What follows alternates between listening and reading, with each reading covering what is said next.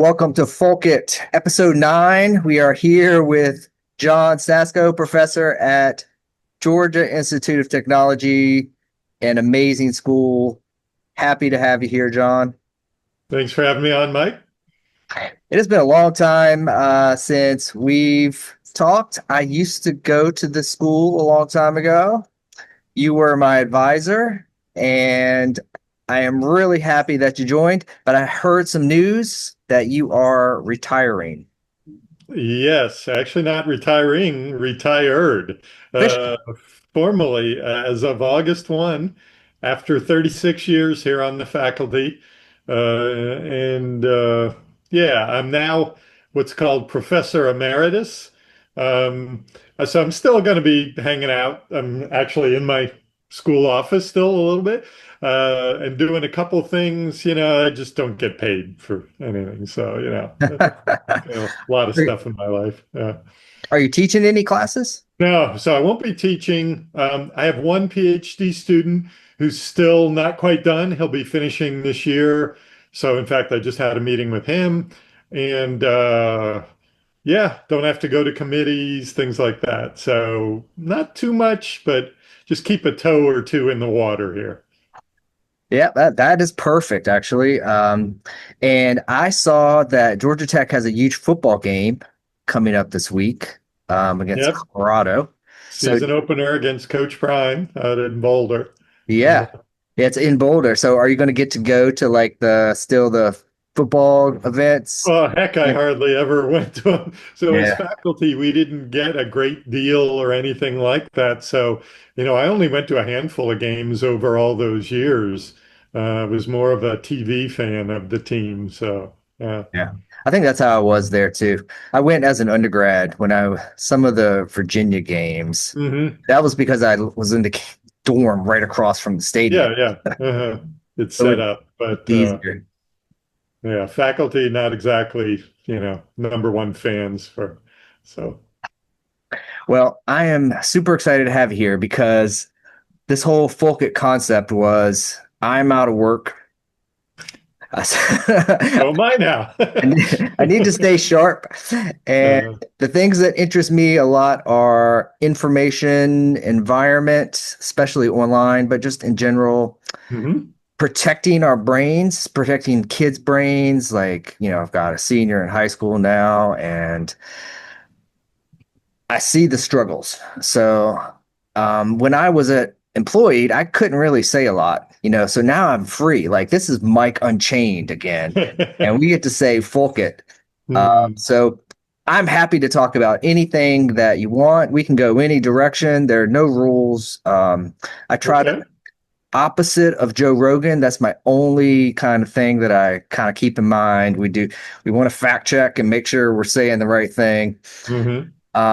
But I remembered, and I was there in 25 years ago. Yeah. I think it was around 25 years ago. I remember that you had a cartoon. It was on your website. I think you maybe Yep. had it on your door at one point for your office. That was about information overload. Um, do Yeah, you? it was a Dilbert cartoon, and it talks about how the world's getting much more complex all the time. There's just absolute, but our human brains, our ability to handle things, that's a flat line, that's not changing. And last thing, like information's gushing, toward your brain like a fire hose aimed at a teacup. Yeah. And absolutely. So a big part of my research over the years, I work in the area of data visualization or information visualization, and we try to help people deal with that onrush, that all that information coming at them. I've there's a part of that that I kind of buy into and part I don't. So information overload, I actually am not a fan of that term because to me, I will take all the information you can give me. Okay. If I'm buying a new car, if I'm, making a decision where to go on a vacation or something like that, I want more information. But I think what we run into sometimes is what we can attend to. So there's attention overload, right? What can I process and work? Right. So in my research group over the years, we try to build tools, largely visual, um, that help take that torrent of information and, twist it, change it, summarize it, drill into it in ways that allows us as human beings to process it better and work with it. But I'm not don't just cut the spigot, and give me one. No, I worry I'm going to miss something really important. But I think we want to have tools that understand how people work, understand how our perceptions, our senses, our vision, our thinking, and are tuned to that and are going to assist. So that's a big part of what my research was about over those 36 years. Yeah, and so I have to tell you that that whole philosophy carried with me, I think, most of my career. It's in particular the last 20, Hmm. um, because I there's a lot of need in the government spaces that I used to work in for analyst help, analyst support, and they are trying to process too much information. But this overriding philosophy was the person needs support. You Hmm. want to help the person get to the nuggets faster. Yep. And if it's visual, that's great. If it's some machine learning or AI tool that maybe helps a little bit, that's great. If it's some other statistical method or some other algorithm that kind of bubbles the stuff to the top, that's what we wanted to bring all together. Yeah. Yeah. Yeah, not And everybody agreed with me. I got called the AI bad guy, but I carried it. I brought your philosophy forward. yeah. Yeah. I think, you know, now people do look at that, and there are some people who are like, well, the AI is just going to do it, right? The human ain't going to be in it. It's going to make that decision, and we're going to go with it. And you can tell probably by what I said, I'm not a huge fan of that. I do think there's a place, right? Because yeah, tools to assist things that, an auto summarization or something that can pull in more info that I directly have available. I'm gonna use AI tools like that, certainly, but I'm not gonna cede the decision making over to someone else. So visualization still very clearly has a human in the driver's seat, kind of running, and we're just about building better microscopes and telescope, better lenses to look at the data with. And you're absolutely right. There are different statistics, ML, various things, they can all be helpful aids. Yep. So this, I want to pull this thread a little bit. Feel free to Sure. divert me, because I do tend to go on rants about this topic. But I love what you're saying about people, decision makers, support. Get all the information you can, vet it. You want to be able to source it and know where it's coming from, because a lot of decisions are really tough to make. Like there aren't always right and wrong answers. It's Hmm. not so clear. So for me, when I'm looking at a problem and it has a lot of data and it can be many different data streams. So I always think Hmm. like, these data streams come in, you kind of merge them, you do stuff together, you put them in visualization packages, databases. So you ask questions, and it is the role of the person asking the questions to think. And a lot of times we learn what the value in the visualization is in thinking about the visualization and figuring out where it was wrong. Is it really showing me what I think it's showing me? Hmm.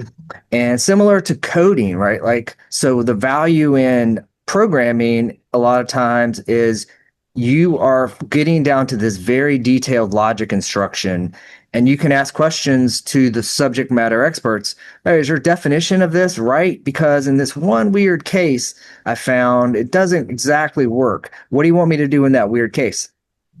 So I don't like offloading the thinking to the AI. Like, Yeah. I want to keep my brain sharp. And you taught programming, I know a long time the introductory Java course, right? Yeah, yeah. I was a little bit unusual in that I taught our, graduate advanced research area things, but I taught what was largely a freshman course, our intro to object-oriented programming, and we used Java in all the years. And I've been doing that. I've been teaching that course probably 20, 25 years, usually to big sections, 250, 300 students at a time. Yeah. Uh, but that was a lot of fun. I enjoyed that. It to be honest, over a lot of that period, it really didn't change that much. I think the last 4 or 5 years with LLMs, et cetera, that's probably the biggest impact to coding that we've had over that time period. So it is, people saying, "Am I getting out just at the right time now?" There's really interesting questions about people, do we still need to be teaching programming? And, is it just going to be tuning? And I don't know. I always tend to take a bit of a skeptical view to these totally, the world's going to change 100% kind of thing. I'm like, well, it is going to change, but don't throw out that old stuff. It's probably still going to be useful. Um, Yeah. yeah. Yeah, I'm with you. And it's primarily like the for the students. I was thinking you would have a great perspective here because, 36 years at Georgia Tech is one of the best computer science departments in the country. You would have some insight into if there is some change happening. But I am scared that it is like, and Mhm. programming is thinking, writing is thinking. And like have always thought my brain and my body are both, they need exercise. If I slack off too much, my Yeah. body's gonna not be as good a shape and my brain. So like I resist it. Like I want to use that muscle. But if I was younger and I had peer pressure and I was in your class now, what would I do? And I noticed the last couple years, particularly this past spring, it was the last course I taught here, um, that there were clearly homework assignments that were turned in that the student didn't originally author. They went to a source and I mean, I wasn't worried about it till a few years ago because I'm like, our homeworks are specific enough and they're complex, and Yeah. how can they, issue some kind of query and get some automated service to write this for them? And until recently, there was an automated, but there were people behind the scenes, right? There are Yeah. these code hacking things, and you can, pay your $20 or whatever, and someone. But now oh, man, they've gotten really good. And the TAs and I this spring, we could see programs that got turned in and they did kind of what we wanted, but they were a little odd. And then when you look and you saw multiple students doing these same like odd things, it's like the Hmm. assignment didn't ask for that. Why? And became pretty clear that some LLM service was generating this program, and what boggled my mind is these are largely students who are majors, maybe a minor or something, but they're going to be doing more down the road, right? This is like one of their very first courses in learning to be a really top-notch programmer themselves. And if you're willing to give that up to some, it's like sooner or later it's going to catch up with you. But I've had colleagues at some other universities where um, in my course I was still using fairly traditional exams as the primary grading point, and they're written. You come in and short answer questions, debug it, whatever. But I had colleagues around the country who, oh, we don't think exams are good. So all our, grading, et cetera, was these homework assignments they turned in. Hmm. But all of a sudden, a few years ago, it was like, Hmm.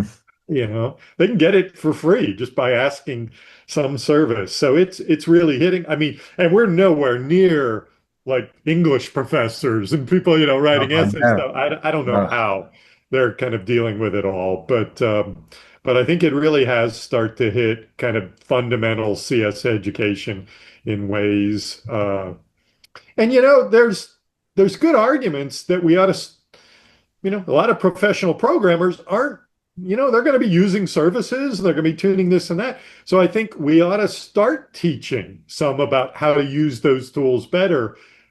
But there's still people who need to write an in-depth interface for this or something, and they need some knowledge about that.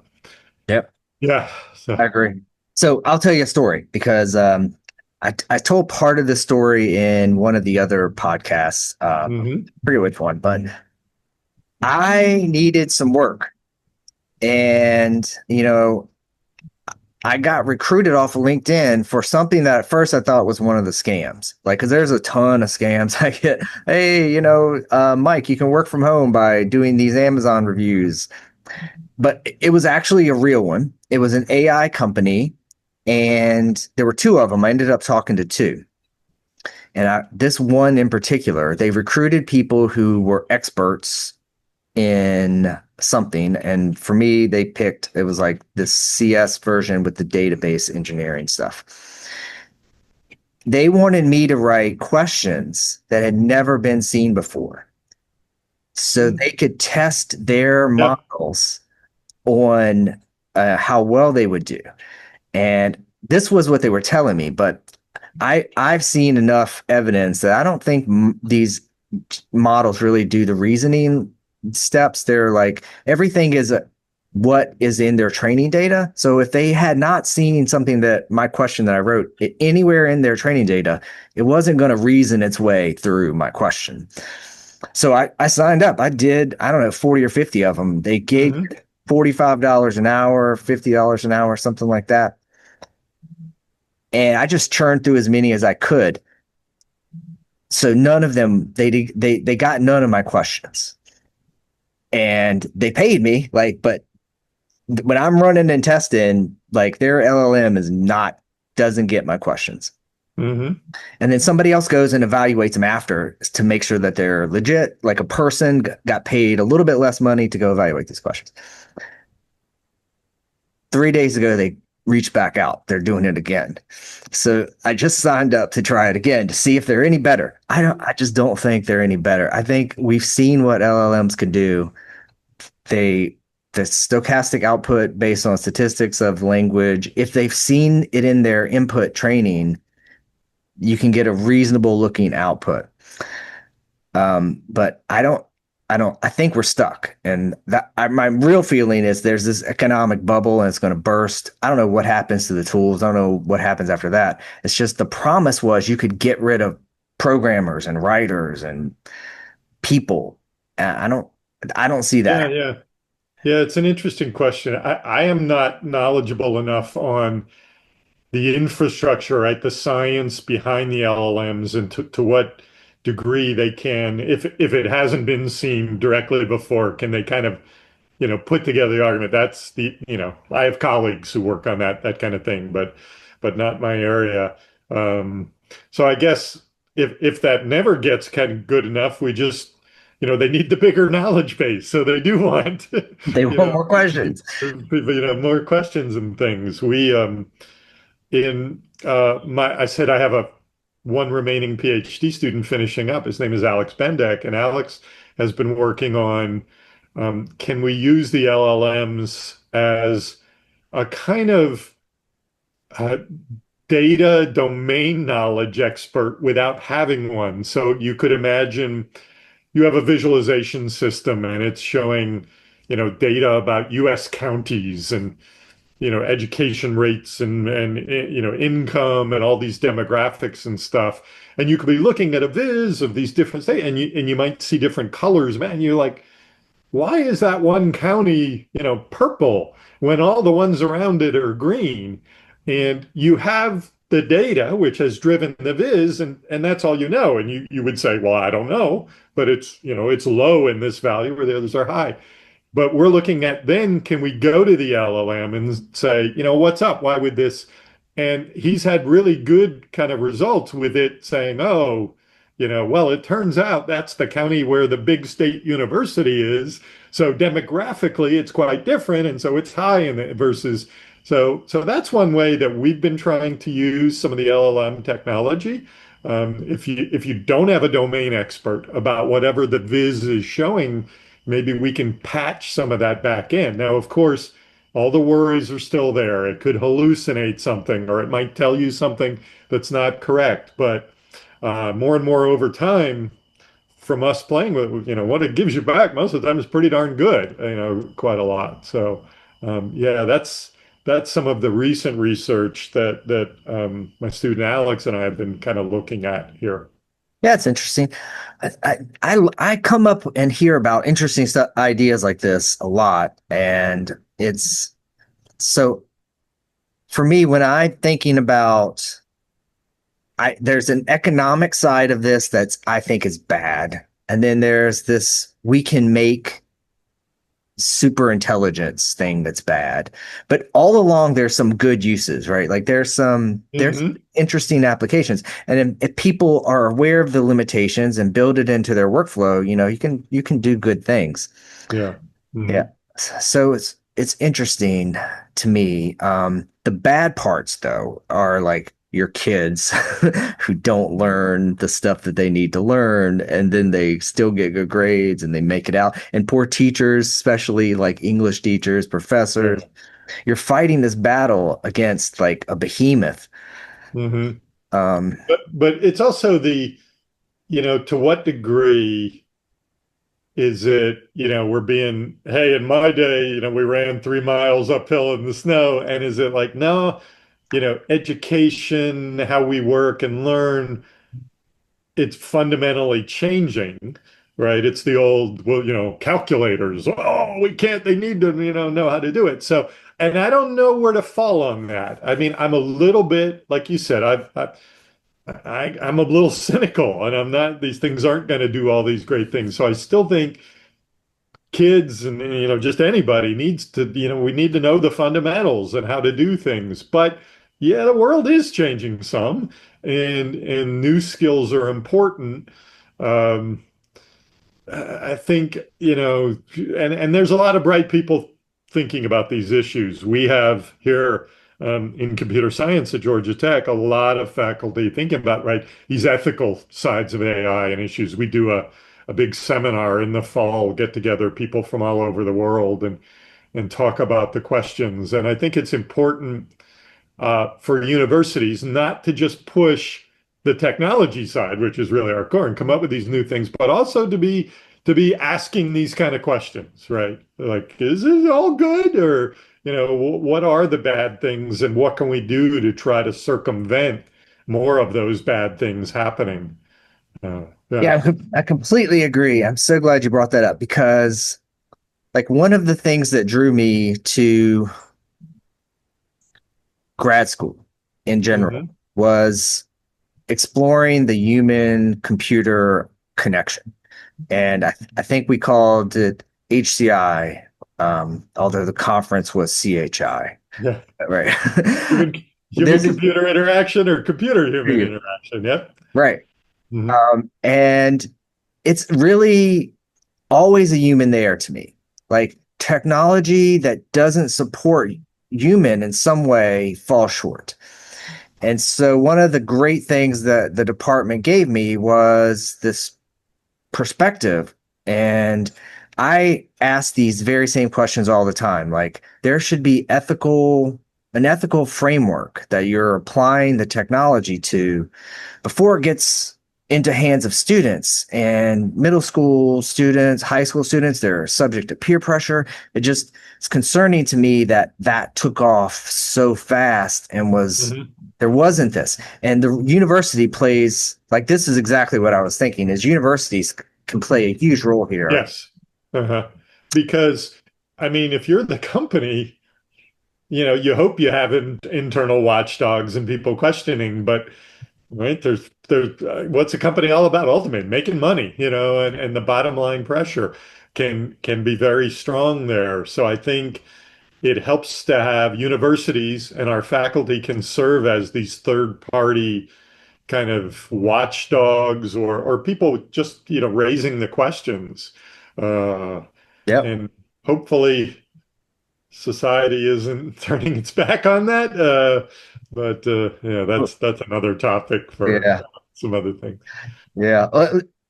Maybe this is your retirement. Kind of you can tour the country doing these speeches on kind of implementing ethical frameworks inside of Oh, I'm not sure I have the smarts to handle that even. There's yeah. some folks in that area who really know what they're doing. I'm just Well, that's uh, encouraging because I also don't have the smarts, but I know it's important. yeah. I'm drawn to it. So when we're talking about this whole idea of universities stepping in and the companies kind of having the Mhm. profit motive, I had a unique perspective there. Um, can't talk a lot about it, but I had a Yeah. unique perspective, and it was that these hype cycles in the tech world, they've really they've really pushed inwards at the senior levels, like at the CEO, CTO, CIO, VPs. Like those people were easily convinced, but the engineering staff probably disagreed with where the direction was going. They Mhm. didn't have the power to push back. It seemed like this happened across multiple companies with AI. And I think it's like storytelling. We both like the power of stories. AI is a great story. It was better than Theranos with the kind of blood. That was a terrible story. Yeah. Mhm. AI is science fiction that we all grew up with. Like when you say AI, you think Skynet, Terminator, Odyssey, all Yeah. of these classic science fiction. But really, like someone who was smarter than me at my old company told me this trick. And it was, she said, replace AI with statistical model of your input of your training data. And think of your training data has some features that you care about in it. And you're just making a statistical model of what you found. Mhm. And that's what it is in a lot of ways. Even these large language models, I think, oh, okay, it's not generative AI. It's a statistical model of language that we got off the internet. Mhm. So useful, and they've done amazing engineering feats to get these models as big as they are. But I still come back to like the story of you know Arnold as the Terminator versus statistical model of your training data. Yeah. Which one sells?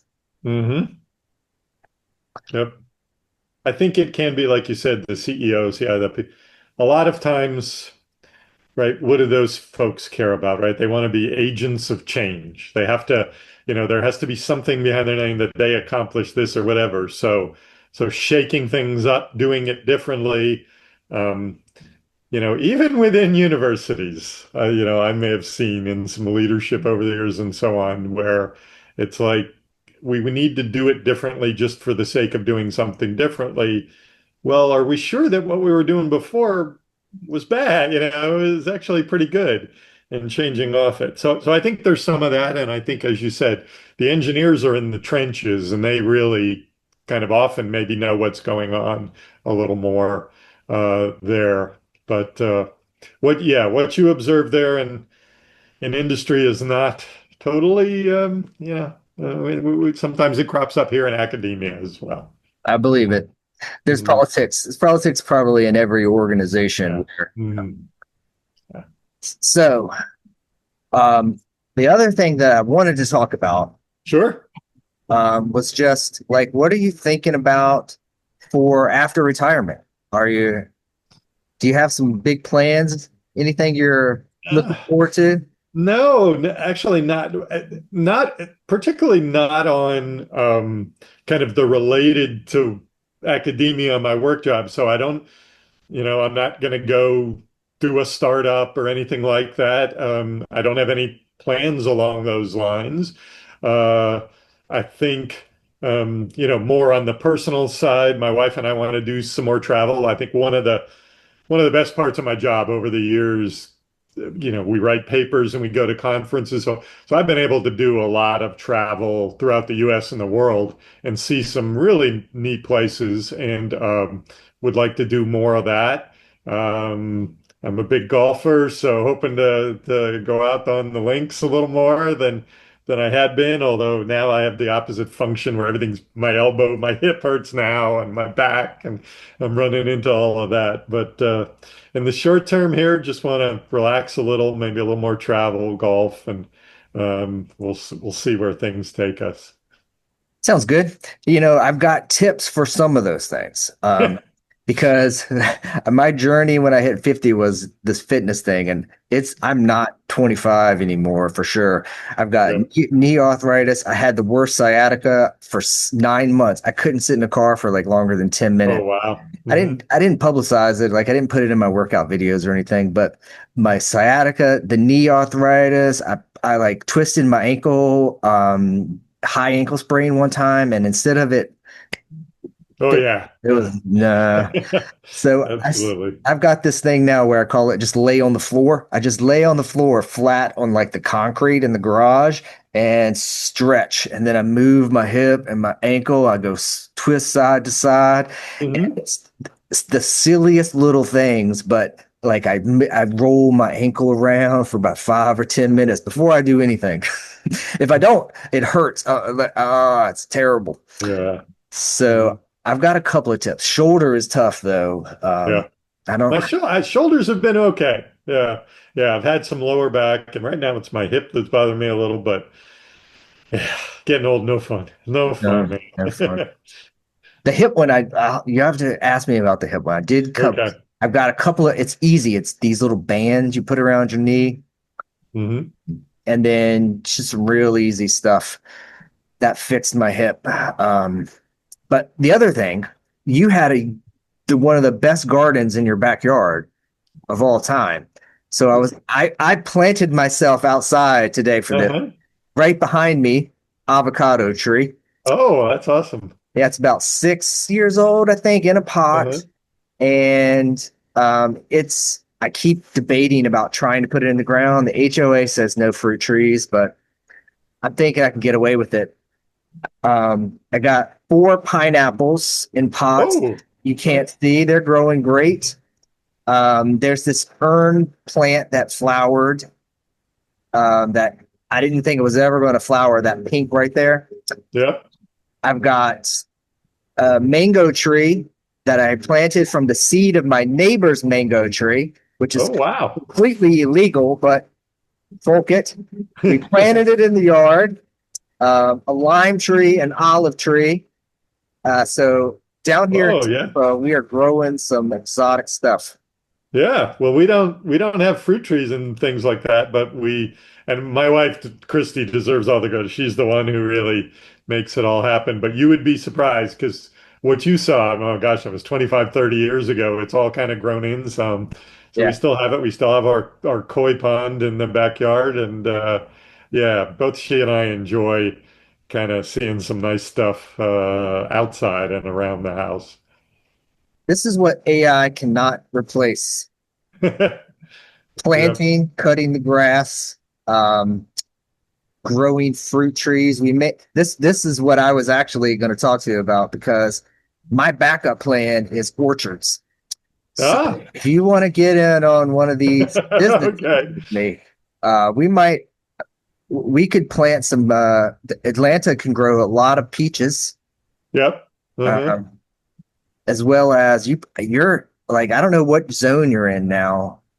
Yeah, I think we were seven, and with the climate, with warming and stuff, we're pushing toward eight, I think maybe. Yeah, So, yeah. I think I'm 9A, but we might have been officially bumped up. Hmm.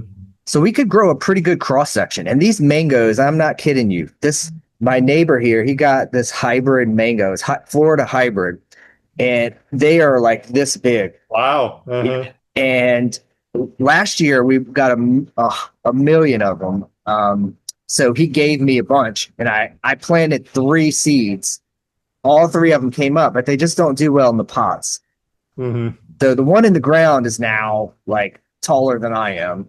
So yeah, with Yeah. any luck, we this could be the future. Like forget AI, forget technology, Fruit, let's plant fruits, some trees. orchards and fruits. Yeah. Yeah. Mhm. I officially retired August 1 from Georgia Tech, but I taught my last course in the spring.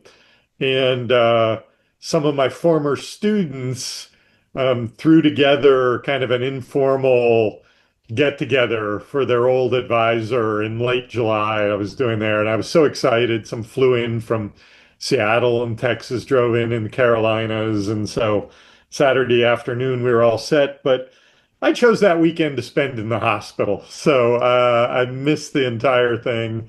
Yeah, I happened to take some new meds and get a really bad stomach, all kind of stuff going on. So that was disappointing, but I think I finished with my last one. I had about 25 PhD students over the years, tons of masters, of course, undergrads, thousands and thousands of, but I don't get to know them in the same way. I think a big part of what I've, as faculty, particularly at a top place like Georgia Tech, we have to publish papers and get grants, and it's all those kind of things. But in many ways, for me, I think my legacy, if there's any, is the people and the students that I've taught, that I've worked with. And in all honesty, that's my favorite part of it. I've just had some wonderful ones, and I hope that help them along in their careers and maybe even their lives a little. I'm proud to see them all, like yourself, doing well, doing cool stuff, contributing to society in positive ways. So that's all good. Yeah. Well, that was a great um, way to end the episode. All right. I'm going to pull it out and make it a little real so that Okay. it's like a little sneak peek for the whole section because, John, you have had an enormous impact on so many people, including myself, that you should definitely be super proud of everything you've done there. And Thank you. people, people like I carry a lot of things from my time there with me today. Probably I'm saying stuff that you said and I don't even realize it. So multiply that by all the thousands, and it really makes a huge impact. So thank you so much for doing that. And best of retirement. Consider the orchard plan. I will. It Yeah. could work out. Okay. All right. All It right, Mike. Thanks for having me on. It was fun. It was a lot of fun. was great. I will talk to you soon. Okay. Bye-bye.